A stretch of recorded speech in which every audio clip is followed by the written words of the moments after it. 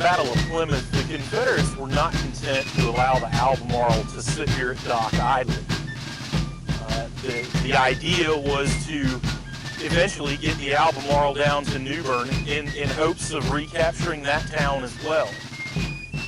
The difficulty involved there meant that the Albemarle would have to steam downriver through the Albemarle Sound and past the Union stronghold at Roanoke Island, where a good portion of the Union fleet was located. In early May, Cook readied the Albemarle to go downriver in just such an effort. He had in consort with him two smaller vessels, the Cotton Plant and the Bombshell. On May 5th, the three ships left the dock here at Plymouth and went downriver, arriving at the mouth of the Albemarle Sound. Arriving at the Sound, Cook saw 6 Union warships awaiting his arrival. He ordered the Cotton Plant and the Bombshell back upriver to Plymouth. The Cotton Plant complied, but for some unknown reason, the Bombshell remained in consort with the Albemarle, steaming behind in the ironclad's wake.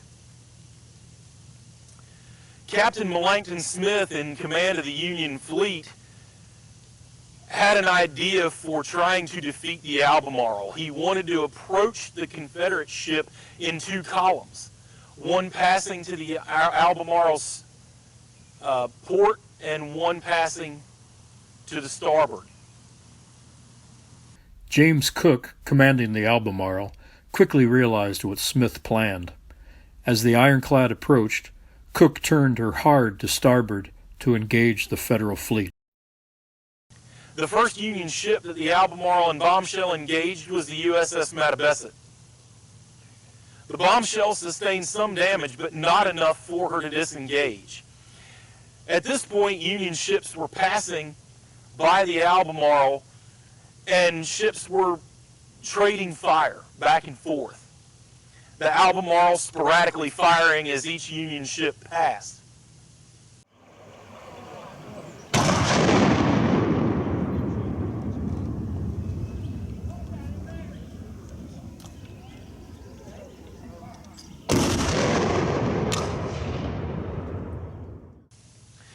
The Bombshell was also engaging the Union fleet, specifically the USS Sassacus. The Sassacus ended that engagement very quickly by firing a broadside into the Bombshell with devastating effect. The Bombshell was hulled in 3 separate locations and began taking on water fast. At that point, the Bombshell disengaged and made their way to shore and surrendered. Upon accepting the surrender of the Bombshell, the Sassacus returned to the engagement with the Albemarle, having at this point drifted 300 or 400 yards away from the Albemarle.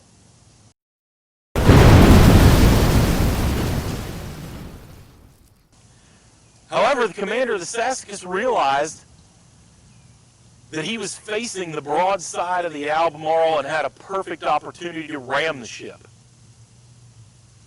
The Sassacus steamed towards the Albemarle full speed ahead and slammed into the side of the ship, breaking the bow of the Sassacus in the process. The hit that was absorbed by the Albemarle was so ferocious that the Albemarle listed to one side, throwing most of the sailors hard to the deck. At this point, Cook realized he had the perfect opportunity to fire on the Sassacus, as the 2 ships were side by side. The guns of the Albemarle fired into the Sassacus, ripping through the deck into the engine room and exploding the boiler in the Sassacus, scalding and killing many of the sailors below deck. The Sassacus was badly damaged at this point and disengaged from the battle. Unfortunately, the Albemarle was also heavily damaged, particularly her smokestack. Having been riddled by shot and shell from the Union fleet, the smokestack was so damaged that the engines were having trouble. There wasn't enough draw from the boilers to keep the engines operating at peak efficiency, and Cook realized that he was going to have trouble getting back upstream, back upriver to Plymouth. Cook decided his best course of action was to disengage and head back upriver. The engineers below deck informed him that the engines were not powered well enough to really get back upriver, and that something would have to be done to try to increase the draw. Cook ordered every piece of wood that could be thrown into the fire to be thrown in. Furniture was broken up and put into the fireboxes to try to get up enough steam. This wasn't enough. Someone on the Albemarle had the brilliant idea that maybe they should throw all their bacon, ham, and lard that was on board into the fire, knowing that this would burn hot enough to get enough steam back up in the boilers. So every bit of meat and every bit of lard that was on board the Albemarle was thrown into the fireboxes to create enough steam pressure and enough draw to get the engines running well enough to get back upriver to Plymouth. The CSS Albemarle, it was said, returned to Plymouth on bacon power. It was said that as she steamed back upriver and arrived in Plymouth, the smell of bacon was in the air. But it was that bit of Confederate ingenuity that helped the sailors on the CSS Albemarle make it back upriver to Plymouth. Unfortunately, that was the last time that the Albemarle would engage the Union fleet in May of 1864 as she returned to her dock here in Plymouth.